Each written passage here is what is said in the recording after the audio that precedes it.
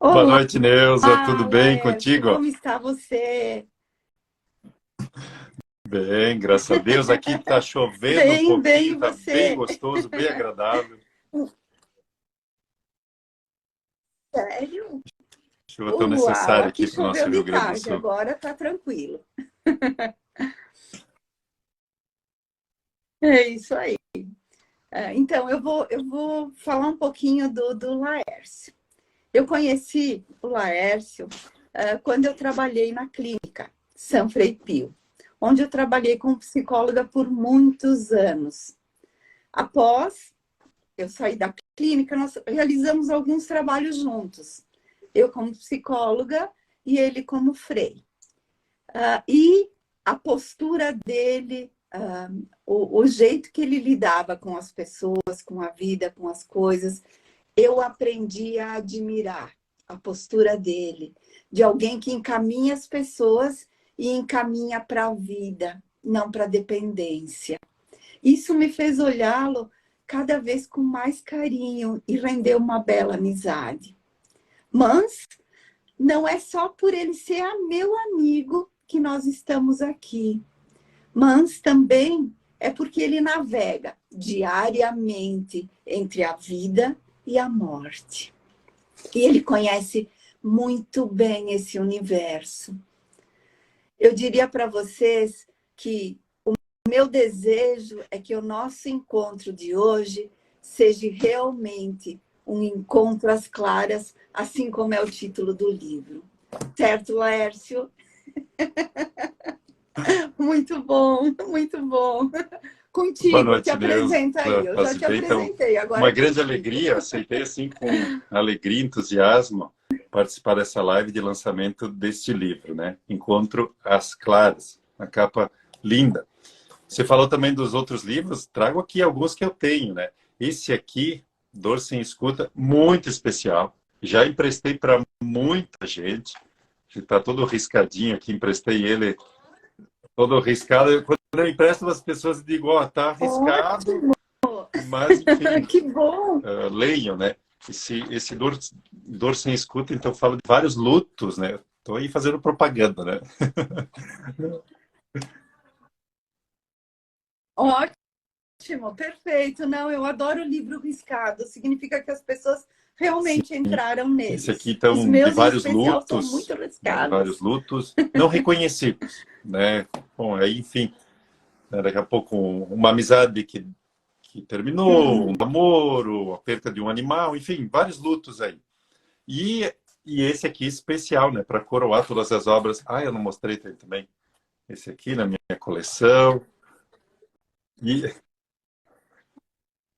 Caminho de inspirações, entre linhas da e vida. essa obra aqui Muito magnífica, bem, né? muito bem. A morte é um tema que me encanta. Eu gosto da morte. São Francisco de Assis tinha uma intimidade com a morte, ele chamava Irmã Morte, né? Nós temos aí fantasias sobre a morte, medos e assim por diante. É algo que me encanta. Não que eu queira morrer logo, né? Não que eu queira morrer logo.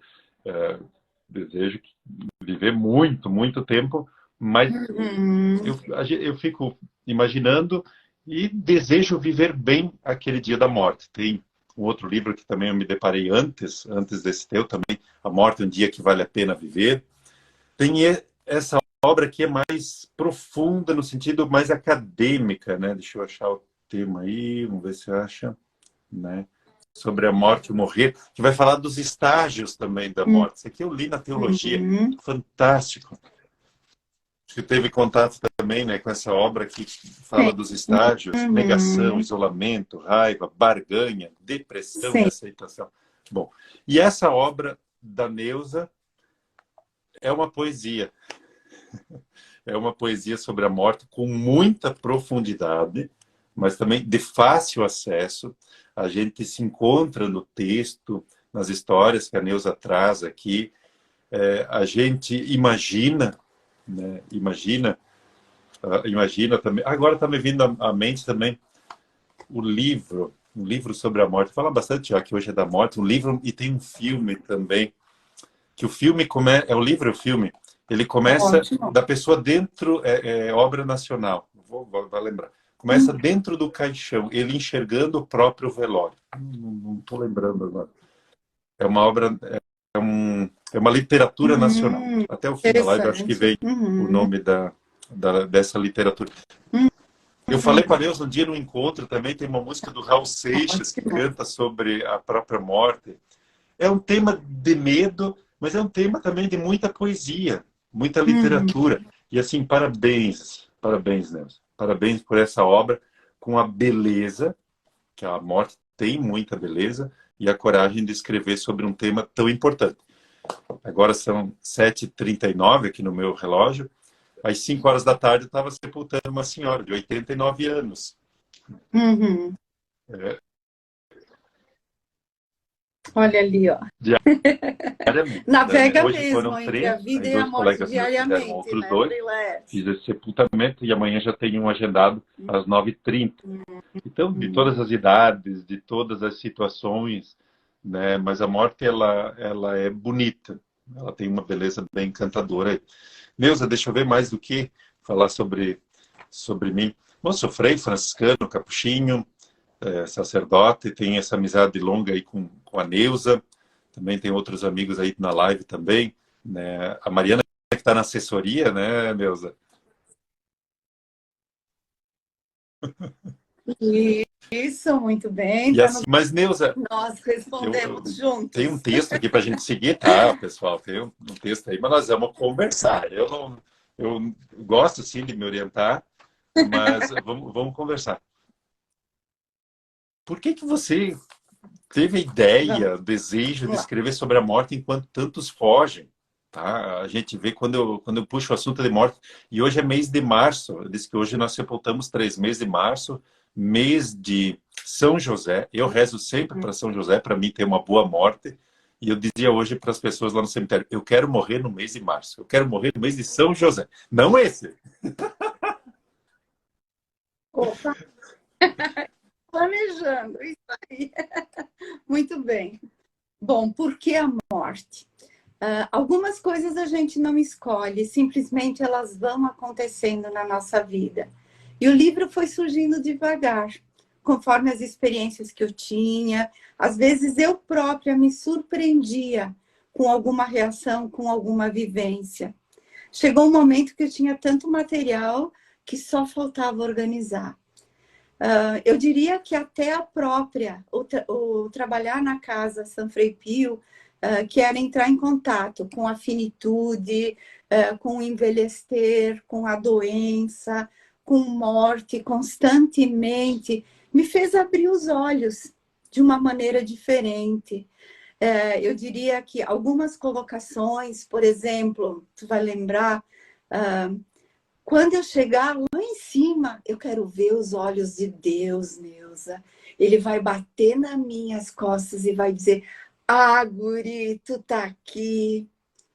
E com certeza esse que falou isso tá lá nos aplaudindo, porque ele tinha um carinho enorme por mim e por ti também, né?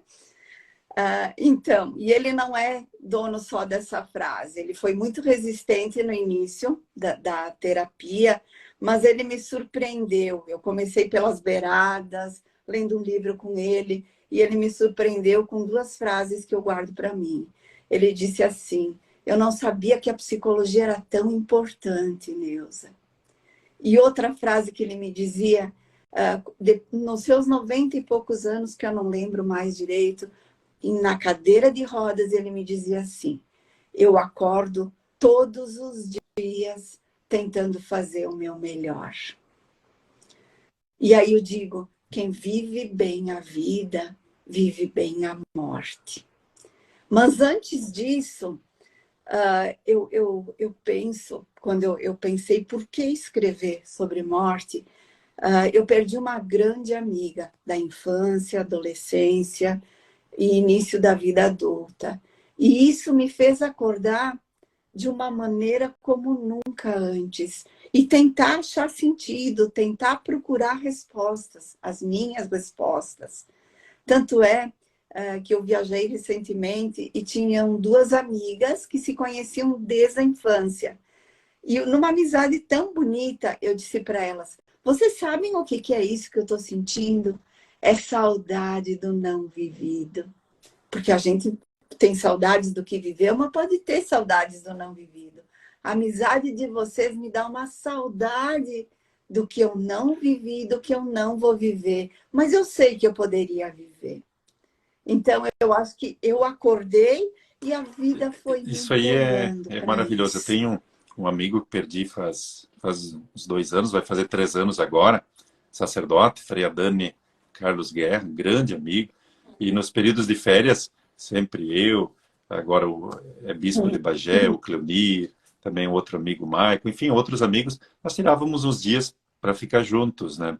E agora no mês de janeiro, então, o Dom Cleonir mandou uma foto, diz, ó, tô uns dias de férias, e estou lembrando de ti, do Adani, e é bem isso, o não vivido, porque, Aham. bom, nesse ano de 2023 nós poderíamos estar ali mais uns dias de férias, passeando, conversando, a presença, mas, bom, eu vou falando aqui, vou lembrando do livro aí, eu vou falando e deixando a bola quicando, Vai lá.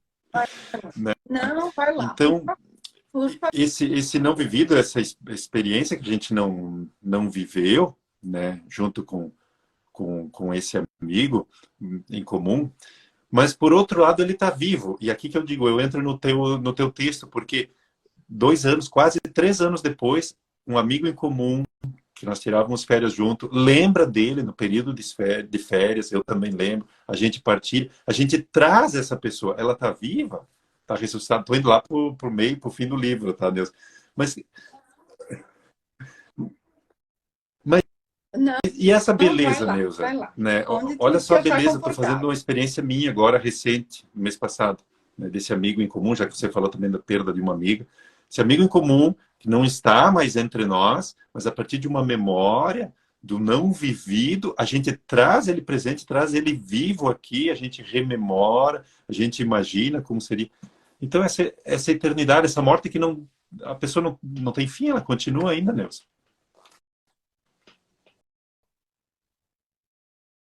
Ah, quando morre alguém próximo, que toca na gente, que é um vínculo que a gente mantém, essa morte também é nossa. Nós também morremos. E é muito importante isso, para dar um contexto geral. A gente vive a vida tranquilamente, vai seguindo. De repente teve uma perda, uma morte. A gente cai num abismo de dor, angústia, raiva, tristeza, solidão, etc. Tem muitos sentimentos que se misturam. Por isso, a gente vai além daquela categorização que existiu uma vez. Perda, raiva, desespero, restituição. Hoje vai além disso. Então, a gente entra dentro da dor, porque a gente não tem como sair do mundo. Até vou mostrar isso aqui que eu deixei separado. Não sei se dá para ver. O mundo antigo era o mundo que eu vivia com o meu amigo, tá? O mundo novo. Como é que eu vou alcançar o mundo novo com essa saudade boa, com os sentimentos acomodados? Eu preciso passar por dentro de todos os sentimentos difíceis, da raiva, da tristeza, da angústia, da solidão, e elas voltam para rememorar, para mim colocar elas no lugar. E eu digo assim, que cada um tem o seu fundo do poço. Não é todo mundo no mesmo lugar. Até que eu consigo ferramentas para poder subir para uma nova identidade. Porque quando a gente perde alguém significativo, a gente não é mais o mesmo. A gente não consegue ser mais o mesmo. O tamanho da dor é proporcional ao amor que a gente investiu. Então, a mudança acontece, não tem como não mudar. Elas ecoam, a mudança ecoa dentro da gente e a gente vai mudando conforme vai perdendo pessoas importantes. Tu vai me dizer, poderia mudar sem? Sim, poderia, mas às vezes a perda nos faz contatar com coisas importantes que estão lá escondidas, guardadas, e que a gente nem tem acesso muitas vezes. Tem esse pensamento que eu gosto muito, esse dizer, não é a dor que diminui, sou eu que me torno maior para dar conta daquela perda. Então, por isso que a gente morre junto, para poder ficar maior para dar conta da perda. E como é que a gente fica maior, gente? Através da instrução, através da fé, através do tentar ir atrás de subsídios que me ajudem nesse momento. Neuza, que palavras Disso, profundas Laércio. O aí, que tu né, acha bem disso? significativas. Eu vou partilhar, mas eu também quero ver o comentário do pessoal aí. Eu estou vendo que tem bastante gente entrando, tem bastante gente acompanhando, mas também quero ver as reações aí do povo. Neuza, como é que é, então? O tamanho da dor é proporcional ao tamanho do amor. Tá? Então, se é uma pessoa que eu não amo... Que foi investido.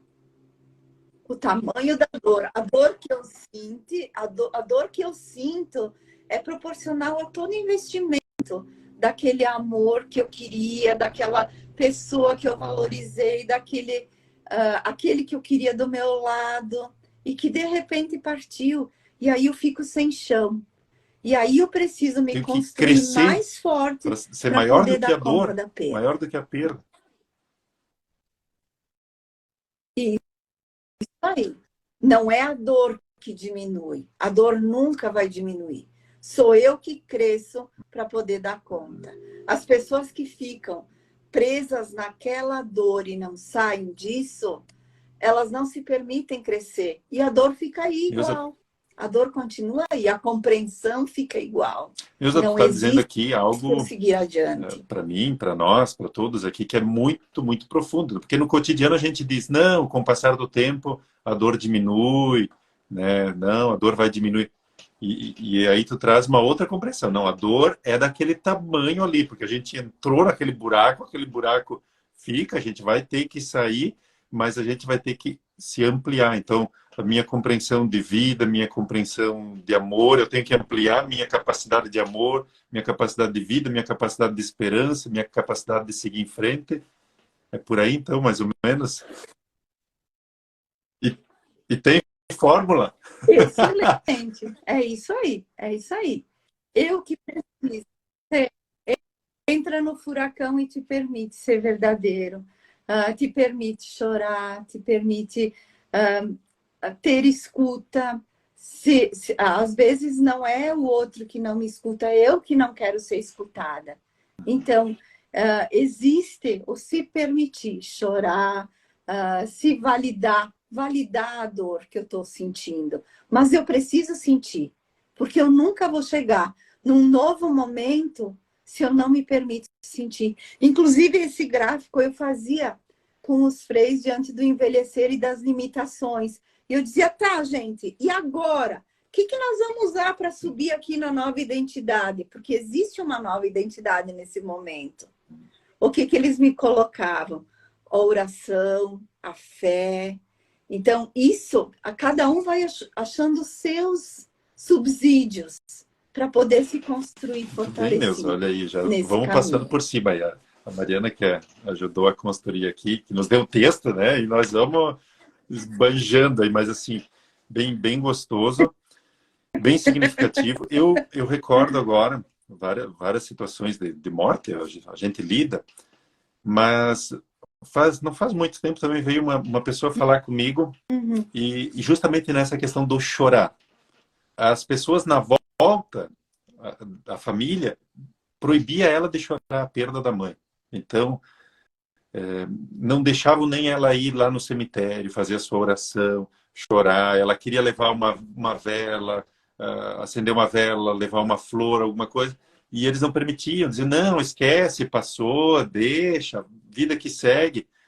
E ela não conseguia chorar para mais nada, Neuza. Ela disse que fazia uns 2 anos que não se emocionava com mais nada, não chorava com mais nada.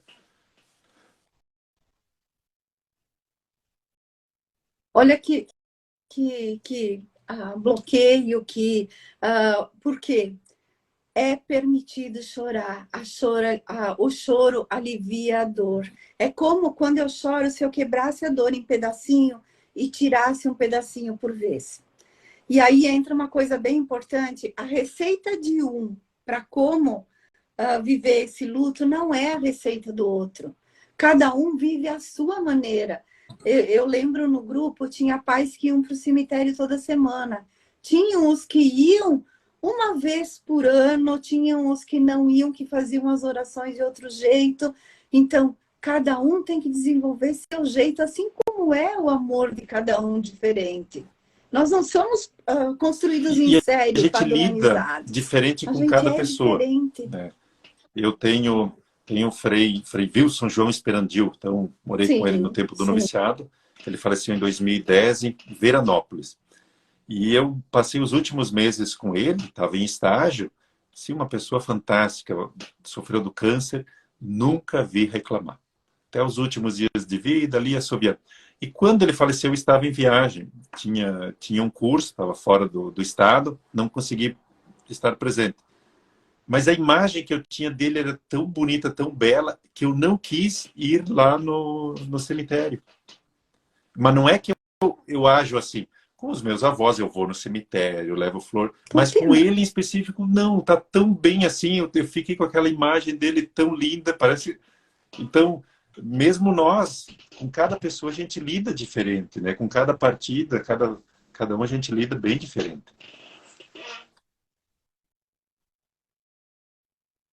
A gente rememora do nosso jeito.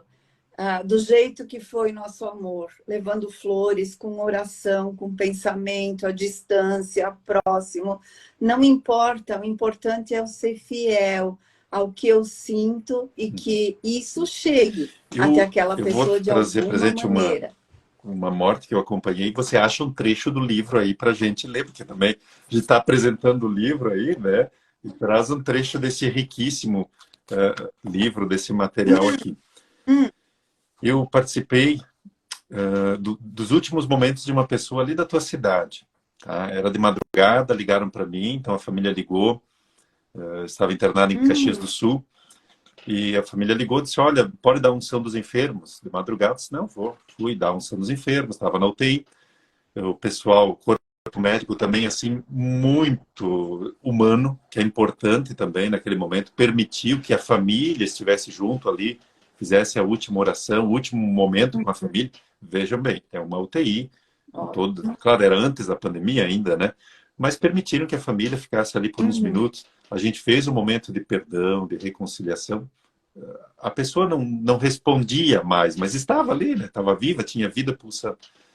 Uma beleza, Neuza. Eu saí assim, eu tenho para mim assim um encanto, uma Perfeito. beleza tão grande daquele momento da família poder estar ali e poder se despedir daquele ente querido.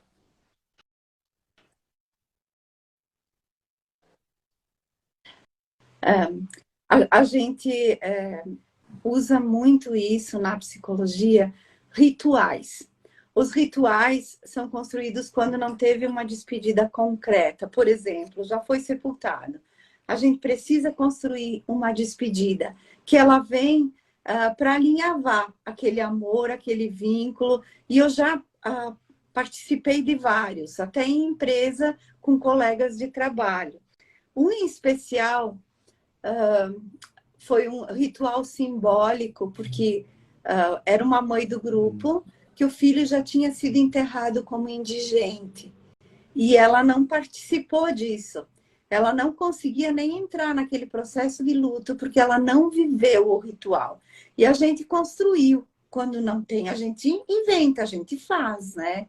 A gente construiu um ritual simbólico com músicas que o filho dela gostava, com roupas, com lembranças, com orações, com flores, com todo esse envolvimento de um ritual real e foi um ritual simbólico. E teve um efeito. Aí a mãe começou a entrar em contato com a perda. Senão ela ficava em suspenso, ela não conseguia entrar naquela perda. Então, olha a importância de construir esse tipo de ritual, esse tipo de despedida que tu construiu, para que cada um possa falar o que sente. Se não conseguiu falar Você vai antes, ler um que trecho aí seja ou eu vou depois, ler? né?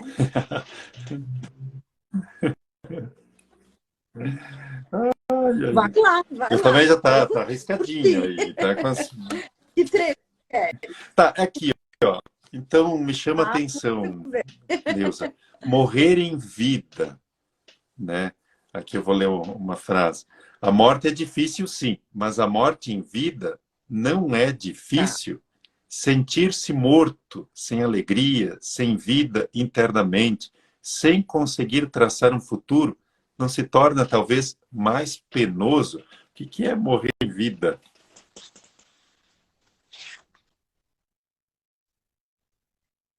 Ah, o morrer em vida é isso aí, é sem alegria, sem vitalidade, sem direcionamento, sem conseguir dar passos para o futuro. E a gente vê muitas pessoas assim, sem objetivo, sem o sentido da vida, que vai se construindo devagar na nossa vida. Mas tem pessoas que conseguem construir pela estrutura familiar mais fácil. E tem umas que ficam dando volta e não conseguem. Nessa fé, nessa esperança, nesse sentido, o que eu estou fazendo aqui?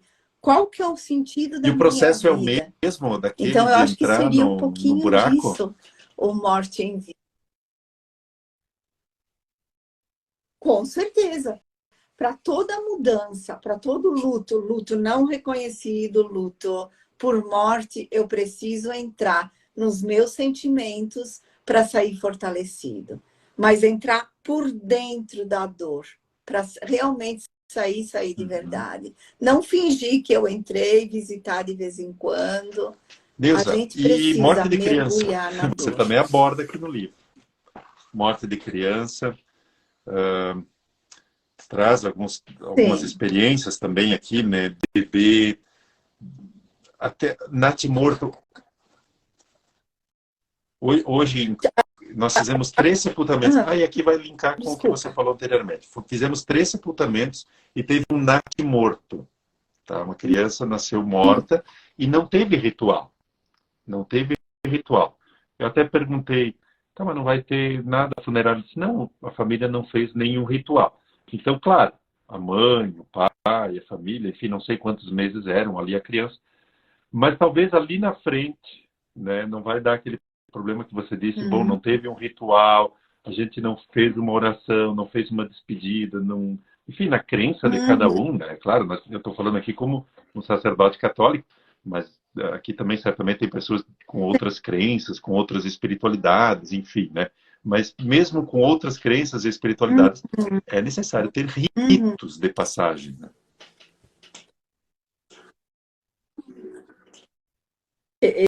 Excelente. Sim, a gente precisa ritualizar, cada um do seu jeito. Já acompanhei várias casais que perderam o natimorto ou acompanhei esse processo, perderam logo depois que nasceu. E essa criança precisa ter nome, precisa ter pertencimento, precisa ter endereço. Quando os pais dão um nome, um endereço, uma acolhida, eles conseguem ficar melhor. O que acontece, Laércio? Eu percebo que as nossas maiores dificuldades são sem plateia, são no nosso silêncio. Mas a gente precisa construir um lugar seguro para os nossos amores que já se foram. Se a gente não constrói esse lugar seguro, a gente fica se remoendo e não consegue ficar bem, não consegue achar segurança aqui na vida hoje. A partir do momento, e já acompanhei muitas pessoas a construir esse lugar seguro, e tem um exemplo depois, e aí eles conseguem largar a pessoa, deixar ela lá, porque ela está num lugar bom. Tinha uma pessoa que eu atendi, que estava no finalzinho da vida. E eu digo assim, estava com um pé na vida e um pé na morte, onde ela me questionou assim, como é que é, Neuza? Como é que é lá no outro lado? O que tem? Aí eu disse para ela, olha, não importa como é para mim, o importante é como é para ti. Como é que é para ti? E aí a gente começou a construir esse lugar seguro dele, daquela pessoa, para ela se sentir confortável, porque às vezes o medo é do desconhecido também. Esse medo da morte é do desconhecido, o que, que eu vou achar depois? Dentro da crença dela, ela construiu esse lugar seguro, que com Neuza, certeza deixa eu ver, auxiliou tem alguns ela comentários nesse aqui. Vou dar processo. uma lida aqui. Theo Opa, Feliciano, ainda eu acho muito bom isso que vocês falam sobre a pessoa estar viva dentro da memória dos que ficam. Mas eu acho isso uma desculpa nossa para amenizar a dor. Tá? Então, a percepção da Theo Feliciano. Tá? Vai falando. deixa eu falar uma coisa, Lércio. Quando se trata de perda, Feliciano, tem um movimento de perda e um movimento de restauração. Ficar preso só na perda, só viver a dor, só não conseguir sair desse lugar, é viver um luto crônico. Eu não consigo sair desse lugar. Ficar preso só na restauração, só vida, só coisas positivas, só ir adiante é não viver o luto, é viver um luto adiado. Daqui a pouquinho eu vou viver isso. Qual que é o luto adequado? É mergulhar nos dois momentos, viver a perda e viver a restauração. Uma hora eu choro, outra hora eu vou ir para a vida. Aliás, tem uma crônica que eu escrevi ainda na época dos pais, Entre o Pão e os Girassóis. Girassóis é a força-fé que me incentiva a continuar. O pão é aquela organização do dia a dia que eu preciso continuar também. Então, eu preciso mergulhar entre a perda, chorar aquela dor, ou sentir angústia, sentir tudo aquilo e ir para a vida. Não me deixar abandonar, porque depende de mim também ficar maior para dar conta daquela dor. Devagarinho, um passo de cada vez. Aí E continua procurando as suas Theo próprias Feliciano. respostas. Eu acho isso egoísmo nosso, né? Falando que a pessoa tá viva, né? É Vai. porque a pessoa não está mais aqui vivendo, vendo as coisas que estamos vendo, desfrutando da vida. Então, percepção. Outra, Salete Faquin. Muito difícil de aceitar uma perda de pessoa querida, né? Também continua Theo Feliciano.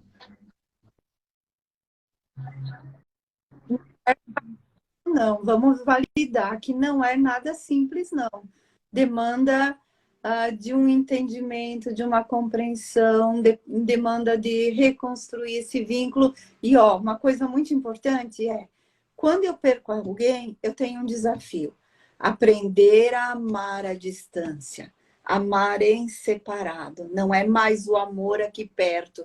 Eu preciso aprender a amar de uma nova maneira. E continua também Theo Feliciano aí interagindo, né? Que bom, a gente agradece aí, vai colocando, porque a gente também está achando aí o caminho. Aí naquela situação de que a pessoa, de certa forma, está viva ainda, né?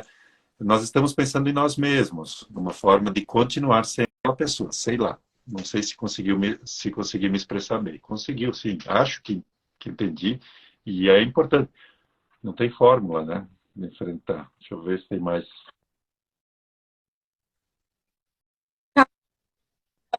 Da sua maneira, do seu jeito e do jeito que foi seu amor, construindo seu próprio E sobre entendimento, a as morte suas de próprias criança, respostas. depois vamos passar para outro aí. Então, também tive uma experiência linda, de novo, ó, a morte tem a sua beleza. E a gente tem que saber olhar a beleza. Tudo tem beleza, né? Todas as coisas da vida têm beleza. Então, um pai e uma mãe estavam marcando um batizado porque a criança estava na UTI.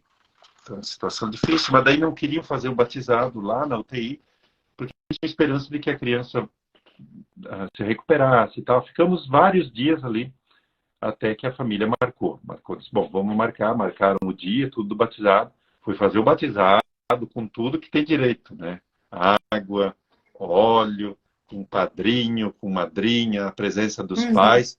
Isso foi umas 3 da tarde. Quando foi 5 da tarde, a família me ligou dizendo que a criança tinha partido. Aquilo marcou profundamente em mim também, né? Porque nós ficamos vários dias ali tratando, até que a família se sentiu confortável e disse, não, vamos marcar o batizado. E em seguida, Uhum. poucas horas depois, né? Nem 2 horas, ali nesse intervalo de 2 horas, a criança partiu. E durante o batizado eu dizia para o pai e para a mãe, bom, ele é filho, filho de vocês, mas com o batismo cristão e na fé cristã também se torna irmão, se torna irmã. E quando eu fui no velório, a primeira coisa que o pai disse, a nossa irmã morreu.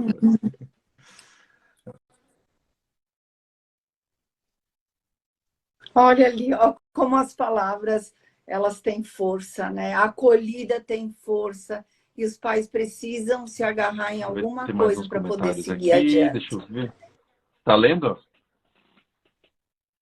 Pois é, eu ia dizer, Freila, se nós não responder algum, coloquem depois na live que Olha vai aqui a ficar salva e a gente responde, tá? Gente, eu só vi que ele botou do luto normal, né? Quando é considerado um luto normal.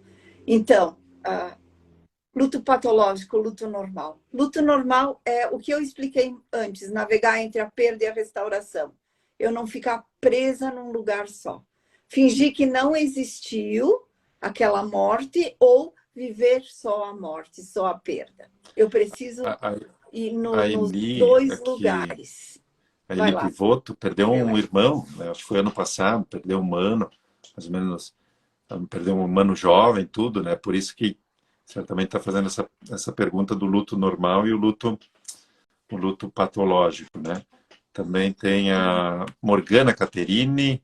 O luto é uma ferida aberta para sempre. Apenas damos um jeito de seguir em frente. Também ela teve também a perda de um primo, se eu não estou enganado. Foi semana passada também foi deu um ano um ano não mais deu aniversário de falecimento. E essas datas marcam, né? Quando os aniversários de falecimento são mais intensos. A Ciane, Sim. o luto ameniza ou intensifica pelas palavras que são ditas pelos outros? Ai, ai, ai. As duas coisas. Então, as duas coisas. Por que as duas coisas? Às vezes a sociedade não sabe como cuidar. E ela sai falando bobagem na tentativa de acolher, de cuidar.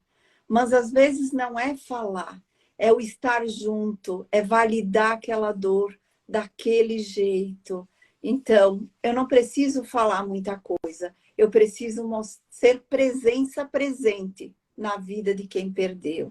E tolerar que ele fale 500 vezes a mesma coisa, porque quando ele fala, ele está rememorando aquilo, ele está colocando num lugar Fazem mais alguns meses confortável eu fiz dentro sepultamento de dele. um jovem. Sempre quando é jovem, criança, é difícil.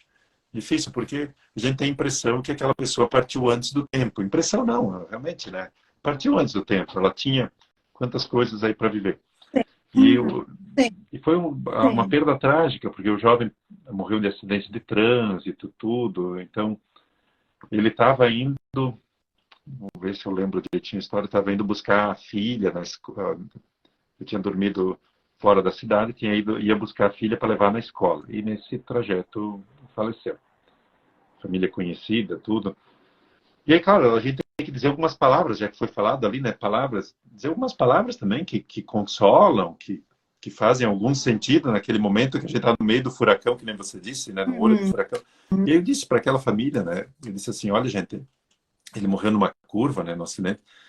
Eu disse: uma curva não define uma vida, né? Nós não somos um erro numa curva. Então, nós somos muito mais do que isso. E já fiz vários sepultamentos aí de diversas situações, mas é importante também, aquele final, às vezes, aquele final de vida que às vezes não foi tão legal, já fiz sepultamento também de pessoas que foram assassinadas, teve um outro caso, o homem estava batendo na mulher e ele foi assassinado, então, praticando um crime, foi assassinado, mas tem uma mãe ali chorando, tem um pai, tem irmãos, tem pessoas que amam aquela vida, né? E ele não teve mais chance de ser Uhum. uma pessoa melhor, né? Acabou, não teve mais chance de ser uma pessoa melhor. Então também acho nós que participamos desses momentos finais da vida, a gente também tem que dar uma palavra de esperança para aquela família, mas também cuidado quando a gente diz alguma coisa, porque tem aquela pessoa tem alguém que ama, sempre tem alguém que ama. Por mais que tenha vivido uma vida que não foi muito boa, ou o final da vida que não foi muito legal, mas ela não teve mais chance.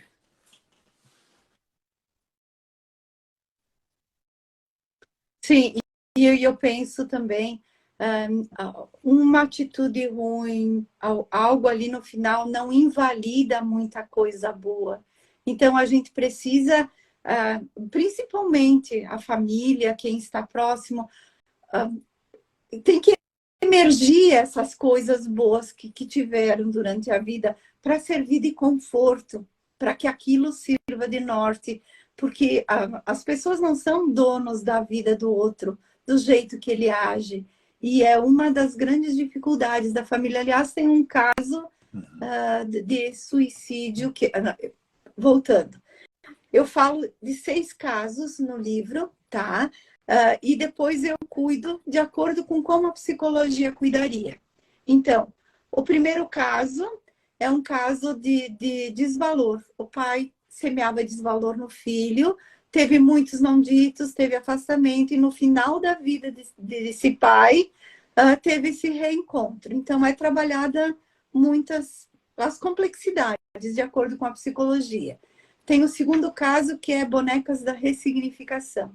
Uma menina que perde a mãe, criança, e que vai na terapia. E depois, através das bonecas, boneca da raiva, da saudade, da dor, da tristeza, da alegria, ela vai reconstruindo a vida que ela teve com a mãe e vai ajudando a família a reconstruir essa perda. Fala dos rituais de despedida, de novos começos, etc. O terceiro caso é um caso de acidente. Então, também fala de fantasias de culpa, que existem muito numa perda. Por que que não? Se eu tivesse, como se tivesse uma bola de cristal e pudesse prever Ou, e ou, pudesse ou modificar a mesmo nesse história, caso que eu né? contei, né? A criança, é Então, uma criança de aí, colo. O dia que ela entender por que que o pai morreu, também não pode vir esse sentimento de culpa.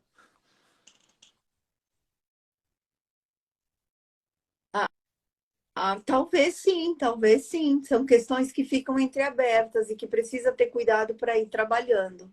Pode vir, pode Uhum. vir. O pai morreu indo buscar, pode, não quer dizer que venha, depende de como for trabalhado isso. Mas, por exemplo, tinha uma mãe que eu atendi, que ela se sentia culpada, fantasias de culpa, Ah, porque ela não deu a comida que o filho queria no dia antes que ele morresse. Então, são coisas assim, muito sutis, não é uma coisa que a mãe fez para prejudicar, que alguém fez, mas uma coisinha que ela fez a vida inteira a comida que ele queria, não fez aquele dia, aquilo pesa. Por que que vem as fantasias de culpa? Como uma maneira de puxar de isso aqui está volta no aquela caso pessoa 4, que se foi. que vem no 3. Ah, no As 3. fantasias de culpa estão no Ah, 3, no 3. No 4 é um afogamento, onde a, a namorada sufoca um novo filho em função da perda que ela teve. Então, tem várias problemáticas, né? Estou falando por alto que esses casos cuidam, mas eles cuidam dando um entendimento da morte e dos tipos de perda. E tem um caso de suicídio, o suporte precário da sociedade, o que a família não nasce dona da vida do outro, e ela precisa aprender que cada um tem o seu instante de insensatez e que tem coisas que não dá para prevenir, que não eram preveníveis. uhum. Entende? Tem fantasias de culpa também, né? A grande perdas tem. E por fim, o 6 é uma despedida serena. A despedida que todo mundo deseja, aquela que tu falou, eu quero morrer no dia tal, etc. Ah, com lembranças, com tchau para um, tchau para outro, sabendo que Então, esses está 6 indo casos, e né? se despedindo Aqui das nesse encontro pessoas. às claras, casos difíceis, E, e difíceis, né? Tem outros, especialmente o sexto aí, um caso isso, mais tranquilo, como a gente talvez gostaria, imagina, né? Que seria a morte. Mas a vida é toda meia bagunçada, né?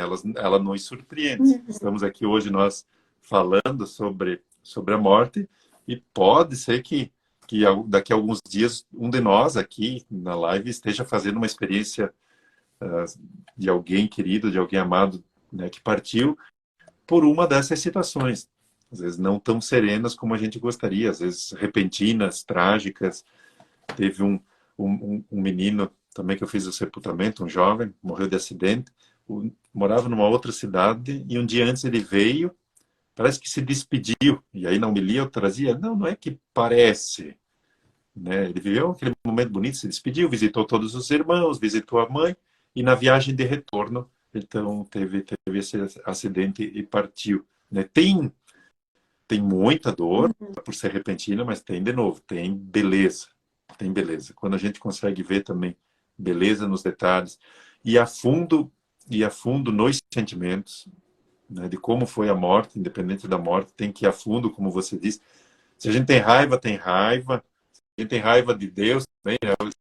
Sempre alguém falou, mas eu tô com raiva de Deus, porque permitiu que a minha filha morresse. É válido também sentir raiva. isso vinha muito. Isso vinha muito nos pais que eu atendi. Aí eu dizia assim para eles, Laércio, eu dizia, pode, Deus dá conta, Deus aguenta, mas não esquece, o mesmo Deus que tu tem raiva é quem vai te dar colo.